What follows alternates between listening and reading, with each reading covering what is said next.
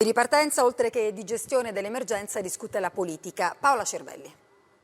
La gestione del coronavirus da parte della Lombardia diventa un caso politico e Salvini difende la regione a guida leghista. Da sola ha fatto più del governo, afferma giù le mani, l'esecutivo pensi a come riaprire. Il paese deve ripartire, ovviamente con sicurezza e con tutti gli strumenti preventivi del caso, però crediamo che a decidere debbano essere i territori. Anche Meloni critica il governo, siamo al 19 e del decreto aprile non c'è traccia, dice la leader di Fratelli d'Italia, e Forza Italia attacca è caos. Serve un piano articolato e strategico che contemporaneamente tuteli la salute dei cittadini e dei lavoratori impedendo nuovi contagi, ma che permetta ai settori produttivi di ricominciare a lavorare. Nella maggioranza è il 5 Stelle Crimi a mettere sul tavolo l'ipotesi di commissariare la Lombardia. Troppe cose non hanno funzionato, non lasceremo cadere tutto nel dimenticatoio, dice al Quotidiano Nazionale, e sulla fase 2. Il governo sta lavorando alla fase 2 per far ripartire le imprese, ma la cosa più importante è che questo avvenga in sicurezza.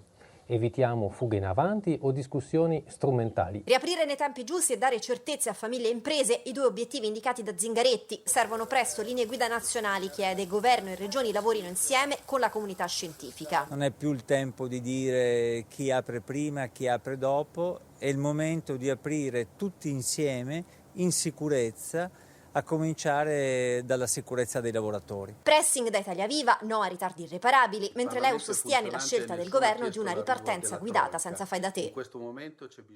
Il reddito